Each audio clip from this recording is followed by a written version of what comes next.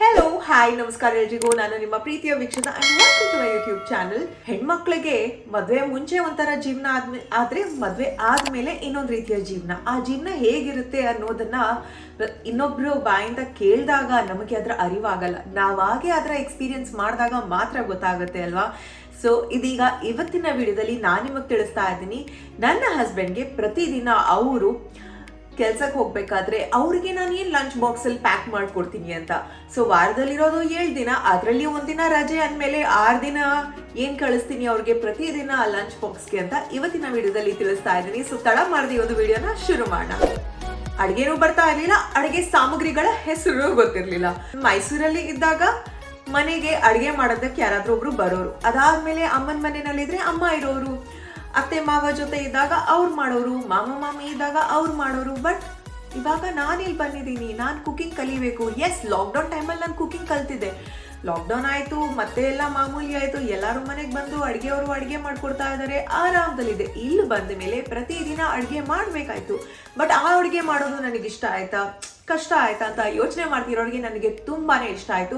ನನಗೆ ಅಡುಗೆ ಮಾಡೋದು ಅಂದರೆ ಎಷ್ಟು ಭಯ ಇತ್ತು ಅಂದರೆ, ಮದುವೆ ಆಗೋ ಕ್ಷಣದಲ್ಲಿ ನನಗೆ ಭಯ ಇದ್ದಿದ್ದೆ, ದೀಪು ಅವ್ರ ಮನೆಯವ್ರು ಏನು ಅನ್ಕೋತಾರೆ ನನ್ನ ಬಗ್ಗೆ, ನನಗೆ ಅಡುಗೆನೇ ಬರಲ್ಲ ಅಪ್ಪ, ಏನು ಬರಲ್ಲ, ಒಂದು ಟೀ ಮಾಡೋದಕ್ಕೂ ಬರ್ತಾ ಇರಲಿಲ್ಲ. ಬಟ್ ಇವತ್ತು ನೀವು ಏನು ಬೇಕಾದರೂ ಹೇಳಿ, ನಾನು ಅದನ್ನು ಮಾಡ್ತೀನಿ.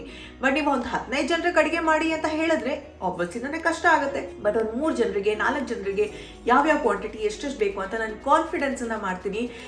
ಪ್ರತಿದಿನ ಇಲ್ಲಿ ಅಡುಗೆ ಮಾಡ್ತಾ ಇದ್ದೀನಿ. ಆ್ಯಂಡ್ ಥ್ಯಾಂಕ್ಫುಲಿ ನನ್ನ ಹಸ್ಬೆಂಡ್ ಅದನ್ನು ಪ್ರೀತಿಯಿಂದ ಇಷ್ಟಪಡ್ತಾರೆ. ಆ್ಯಂಡ್ ಅಷ್ಟೇ ಪ್ರೀತಿಯಿಂದ ನಾವು ಅಡುಗೆನೂ ಮಾಡಬೇಕಲ್ವಾ. ಸೊ ಹಾಗಾಗಿ ಡೇ ಟು ಡೇ, ಮಂಡೇಯಿಂದ ಸ್ಯಾಟರ್ಡೇ ನನ್ನ ಯಜಮಾನರಿಗೆ ನಾನು ಯಾವ್ಯಾವ ರೀತಿನ ಅಡುಗೆ ಮಾಡಿಬಿಟ್ಟು ಲಂಚ್ ಬಾಕ್ಸಲ್ಲಿ ಪ್ಯಾಕ್ ಮಾಡ್ತೀನಿ ಅಂತ ನೀವು ನೋಡ್ತೀರಾ. ಹಾಗೆಯೇ ಇದು ತುಂಬಾ ಹೆಲ್ದಿಯಾಗಿರುತ್ತೆ. ನಿಮ್ಮ ಎಲ್ಲ ಪ್ರಶ್ನೆಗೆ ಉತ್ತರನೂ ಕೂಡ ಇದರಲ್ಲಿ ಸಿಗುತ್ತೆ. ಸೊ ಡೇ 1 ಮಂಡೇಯಿಂದ ಸ್ಟಾರ್ಟ್ ಮಾಡೋಣ. ಈ ಟಿಫಿನ್ ಬಾಕ್ಸ್ ಏನು ನೋಡ್ತಾ ಇದ್ದೀರಾ, ಇದು ನನ್ನ ಹಸ್ಬೆಂಡ್ಗೆ ಪ್ರತಿದಿನ ಊಟ ಕಳಿಸುವಂಥ ಪರ್ಫೆಕ್ಟ್ ಟಿಫಿನ್ ಬಾಕ್ಸ್ ಅಂತಾನೆ ಹೇಳ್ತೀನಿ. ಅವ್ರಿಗೆ ಎಷ್ಟು ಪೋರ್ಷನಲ್ಲಿ ಬೇಕು, ಎಷ್ಟೆಷ್ಟು ಕ್ವಾಂಟಿಟಿನಲ್ಲಿ ಹಾಕಬೇಕು ಅಂತ ಕರೆಕ್ಟಾಗಿ ನನಗೆ ಗೊತ್ತಾಗುತ್ತೆ. ಸೊ ಮಂಡೇ ರೆಸಿಪಿನಲ್ಲಿ ನೀವೇನು ನೋಡ್ತಾ ಇದ್ದೀರಾ, ಇದು ಮೂಂಗ್ ದಾಲ್ ಫ್ರೈ. ದಾಲ್ ಫ್ರೈನ ನಾವು ತೊಗರಿ ಬೇಳೆನಲ್ಲಿ ಮಾಡ್ತೀವಿ ಸಾಮಾನ್ಯವಾಗಿ, ಬಟ್ ಇದನ್ನ ಮೂಂಗ್ ದಾಲಿಂದ ಮಾಡಿರೋದ್ರಿಂದ ತುಂಬಾನೇ ಜಾಸ್ತಿ ಹೆಲ್ದಿ ಅಂತಾನೆ ಹೇಳ್ಬೋದು. ಅದ್ರ ಜೊತೆಗೆ ಸ್ವಲ್ಪ ಕುರುಮ್ ಅಂತ ಅನ್ನೋದಕ್ಕೆ ಕುಕುಂಬರ್ ಹಾಗೆಯೇ ಕ್ಯಾರೆಟ್ ಹಾಕಿದ್ದೀನಿ. ಇದು ಇವರ ಲಂಚ್. ಆದ್ರೆ ಊಟ ಆದ ತಕ್ಷಣ ಫ್ರೂಟ್ಸ್ ತಿನ್ನಬಾರ್ದು, ಬಟ್ ಸ್ವಲ್ಪ ಹೊತ್ತಲ್ಲಿ ಒಂದು 4 ಗಂಟೆ 5 ಗಂಟೆಗೆ ಹಸುವಾದಾಗ ಏನಾದರೂ ಫ್ರೂಟ್ಸ್ ತಿನ್ನಿ ಅಂತ ಇದು ಫ್ರೂಟ್ಸ್ ಮೆನು. ಇವತ್ತು ಪ್ಲಮ್ ಹಾಗೇನೆ ಸ್ಟ್ರಾಬೆರಿ, ಈ 2 ಫ್ರೂಟ್ಸ್ ಕೂಡ ನಮ್ಮ ದೇಹಕ್ಕೆ ತುಂಬಾನೇ ಒಳ್ಳೇದು. ಬೆರೀಸ್ ಆದ್ಮೇಲೆ ಅದರಲ್ಲಿ ಆಂಟಿ ಆಕ್ಸಿಡೆಂಟ್ಸ್ ಜಾಸ್ತಿನೇ ಇರುತ್ತೆ. ಸೊ ಇದನ್ನ ಆದಷ್ಟು ಪ್ರತಿದಿನ ನಾವು ಕನ್ಸ್ಯೂಮ್ ಮಾಡ್ತೀವಿ. ಇನ್ನ ಡೇ 2 ಅಂದ್ರೆ ಮಂಗಳವಾರ, ಟ್ಯೂಸ್ಡೇ, ಇದು ಪನ್ನೀರ್ ಕೀಮಾ. ಸೊ ಪನ್ನೀರ್ನ ಸ್ಮ್ಯಾಶ್ ಮಾಡಿಬಿಟ್ಟು ಕೀಮಾ ಥರ ಮಾಡಿದ್ದೀನಿ. ಬಿಕಾಸ್ ನನ್ನ ಹಸ್ಬೆಂಡ್ಗೆ ಪನ್ನೀರ್ ಕ್ಯೂಬ್ಸ್ಗಿಂತ ಪನ್ನೀರ್ ಕೀಮಾ ಇಷ್ಟಪಡ್ತಾರೆ. ಅದ್ರ ಜೊತೆಗೆ ದೋಸೆ, 2 ದೋಸೆ ಪನ್ನೀರ್ ಕೀಮಾ, ತುಂಬಾನೇ ಹೊಟ್ಟೆ ಫುಲ್ ಆಗಿ ಆರಾಮದಲ್ಲಿ ಇರ್ಬೋದು. ಲಂಚ್ ಸ್ವಲ್ಪ ಹೆವಿಯಾಗೇ ಇತ್ತು ಇವತ್ತು ಅಂತ ನಾನು ಲೈಟ್ ಆಗಿ ಇರುವಂತಹ ಫ್ರೂಟ್ಸ್ನ ಇಟ್ಟಿದ್ದೀನಿ. ಇದರಲ್ಲಿ ಏನಿದೆ, ಕುಕುಂಬರ್, ಅದರಲ್ಲಿ ಜಾಸ್ತಿ ನೀರಿನ ಅಂಶ ಇದೆ. ಅದ್ರ ಜೊತೆಗೆ ರಸ್ಬೆರಿ, ಬ್ಲೂಬೆರಿ, ಬ್ಲ್ಯಾಕ್ ಬೆರಿ ಹಾಗೆಯೇ ಸ್ಟ್ರಾಬೆರಿ. ದೋಸೆ ಅಂದ್ರೆ ನನಗೆ ಮತ್ತೆ ನನ್ನ ಹಸ್ಬೆಂಡ್ಗೆ ತುಂಬಾನೇ ಇಷ್ಟ. ಆದ್ರೆ ನಾವಿವಾಗ ಫ್ಯಾಟ್ ಲಾಸ್ ಜರ್ನಿನಲ್ಲಿ ಇರೋದ್ರಿಂದ ನಮಗೆ ದೋಸೆ ಅಷ್ಟೊಂದು ಸ್ಪೆಸಿಫೈ ಮಾಡಲ್ಲ. ತಿಂಗಳಲ್ಲಿ ಒಂದ್ಸತಿ ಅಪರೂಪಕ್ಕೆ ಅಂತ ಕೊಡ್ತಾರೆ. ನಮ್ಗೆ ಇಷ್ಟ ಬಂದಿರುವಂತ ದೋಸೆ ಲಂಚ್ ಆಯ್ತು. ಇದೀಗ ನೆಕ್ಸ್ಟ್ ದಿನ ಬ್ಯಾಲೆನ್ಸಿಂಗ್ ಮಾಡ್ಬೇಕಲ್ವಾ. ಸೊ ನಾವು ಆಯ್ಕೆ ಮಾಡಿರೋದು ಏನು ಅಂದ್ರೆ ಬಾಟಲ್ ಗಾರ್ಡ್, ಅಂದ್ರೆ ಸೋರೆಕಾಯಿ ಪಲ್ಯ ಹಾಕೊಟ್ಟಿದ್ದೀನಿ ಟಿಫಿನ್ಗೆ. ಅದ್ರ ಜೊತೆಗೆ ರೋಟಿ. ಇದರಲ್ಲಿ ರಾಗಿ ಹಿಟ್ಟು, ಗೋಧಿ ಹಿಟ್ಟು, ಓಟ್ಸಿದ ಹಿಟ್ಟು, ಕಿನ್ವಾ ಹಿಟ್ಟು, ಈ ತರದ ಹಿಟ್ಟುಗಳಿಂದ ಮಾಡಿರುವಂಥ ಓಟ್ಸ್ ಆಗಿರುತ್ತೆ. ಕೆಲವೊಂದ್ಸತಿ ಮಿಕ್ಸ್ ಹೇಳ್ತಾರೆ, ಕೆಲವೊಂದ್ಸತಿ ಕಿನ್ವಾ ಇದೆಯಲ್ಲ ಅದರ ಫ್ಲೋರಿಂದನೇ ಜಾಸ್ತಿ ರೋಟಿ ಮಾಡೋದಕ್ಕೆ ಸಜೆಸ್ಟ್ ಮಾಡ್ತಾರೆ. ಬಿಕಾಸ್ ಅದು ಜಾಸ್ತಿ ಒಳ್ಳೇದು ಅಂತ ನಮ್ಮ ವೇಟ್ ಲಾಸ್ ಪ್ರೋಗ್ರಾಮ್ಗೆ. ಸೊ ಇದನ್ನ ಇವ್ರಿಗೆ ಕೊಟ್ಟೆ. ಇದ್ರ ಜೊತೆಗೆ ಫ್ರೂಟ್ಸ್ ಆಗಿ ನಾನು ಏನು ಕೊಟ್ಟಿದ್ದೀನಿ ಅಂದ್ರೆ ಆಪಲ್ ಹಾಗೇನೆ ಗ್ರೇಪ್ಸ್. ನಿಮ್ಮೆಲ್ಲರಿಗೂ ಗೊತ್ತಿರ್ಬೋದು ಇದು. ಬಟ್ ವೆಜಿಟೇಬಲ್ಸ್ ಅಲ್ಲಿ ಕುಕುಂಬರ್ ಎಷ್ಟು ಒಳ್ಳೇದೋ ಅದೇ ರೀತಿ ಸೋರೆಕಾಯಿನೂ ಅಷ್ಟೇ ಒಳ್ಳೇದು. ಸೋರೆಕಾಯಿಂದ ಪಾಯಸ ಮಾಡ್ತಾರೆ, ಸೋರೆಕಾಯಿಂದ ಸಲಾಡ್ ಮಾಡ್ತಾರೆ, ಸೋರೆಕಾಯಿಂದ ಜ್ಯೂಸ್ ಮಾಡ್ತಾರೆ, ಹಾಗೆ ಸೋರೆಕಾಯಿಂದ ಪಲ್ಯನೂ ಮಾಡ್ತಾರೆ.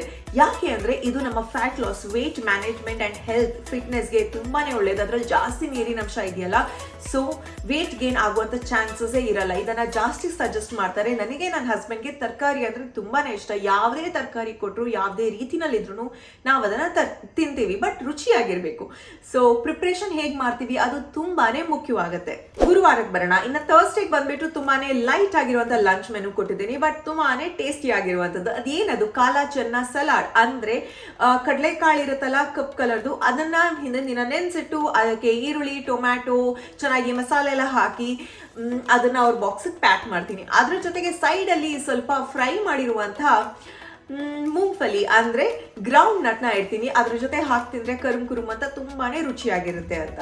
ಫ್ರೂಟ್ಸ್ಗೆ ನಾನು ಇವತ್ತು ಆಯ್ಕೆ ಮಾಡಿರೋದು ಆಂಟಿ ಆಕ್ಸಿಡೆಂಟ್ಸ್ ಇರುವಂತ fruit, golden berry, red current, blueberry ಹಾಗೇನೆ ರಾಸ್ಬೆರಿ, ಈ 4 ಫ್ರೂಟ್ಸ್ ಇಟ್ಟಿದ್ದೀನಿ. ಇದು ತುಂಬಾನೇ ಇಷ್ಟ ನನ್ನ ಹಸ್ಬೆಂಡ್ ಮತ್ತೆ ನನಗೆ.